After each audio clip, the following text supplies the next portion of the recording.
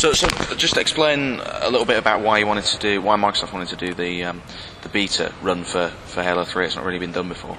Yeah, it's kind of one of those. It's kind of in my time in the industry, and certainly in my time in gaming, it's kind of an unprecedented opportunity for consumers to get hold of a game many months before it's going to come out, and have a chance to play it, which is great. Obviously, one of the major reasons to doing this particular demo is it's the multiplayer demo, so it's a small part of the big final game, which will have a single-player mode and a big multiplayer part of it. But it's for the developers to test how multiplayer works, how large numbers of people operate on a multiplayer environment, and through the Xbox Live service to work out, how they balance certain things and balance gameplay and other things like that. So it really is very much a test at this point. It's not the final game, it's not the final multiplayer game, but it'll give people a good idea of kind of what to expect in terms of look and feel and gameplay. So why was the decision made to restrict it just to kind of the people that bought Crackdown, the people that signed up? How come it wasn't a completely open beta?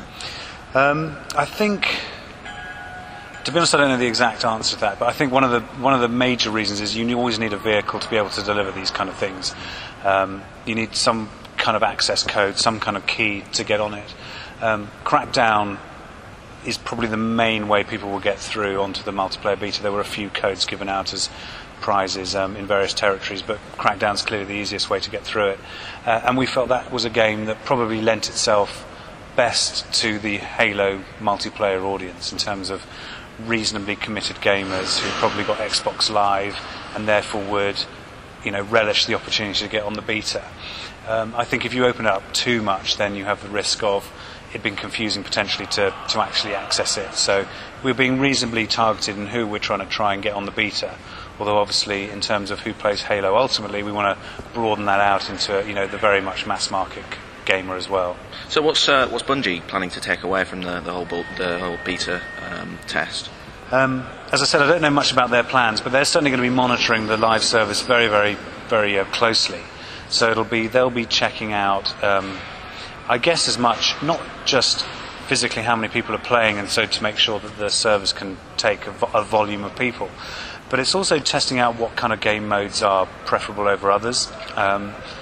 There's going to be certain new elements to the matchmaking skills, so certain maps, for example, you might choose not to play, and you can decide if you don't want to play those while the map's loading. So if they suddenly see that certain gameplay elements or certain maps aren't as popular as others, then maybe that's something they'll take into consideration when the final game comes out in terms of matchmaking and skilling up and getting people to play against people of similar skill levels. So Bungie presumably themselves will be participating in the beta and kind of... They certainly will be, yeah, and they'll be participating, playing against other people, but they'll also be taking the data from the servers and saying, right, this is information that we can take to fine-tune and sort of balance the game precisely. And is there a way for gamers who are playing the beta to kind of give their opinions? Is there like an email or... I don't know exactly what it would be. I would certainly encourage anyone who's interested in Halo particularly to go to bungie.net. They certainly have good communications with the wider community, so I'm sure there's always places to feedback in that area. So what GameSpot's played of the beta tonight, it seems to be quite an advanced state. Is there any room left for kind of new features to be added at this stage, or is this kind of the final, this is what's going to be in there? This isn't final by any stretch of the imagination. Quite what the final game will look like and will play like, I don't know. I know that Bungie are very keen to make sure that this is not seen as the final game or even necessarily the final gameplay elements. So I would certainly say watch the space to find out more about what's coming. And can we talk about any other downloads that are coming our way before release or after release for Halo 3? There's nothing been announced at this stage, so from what I expect to see is this is the major part of our pre-launch kind of gameplay experience.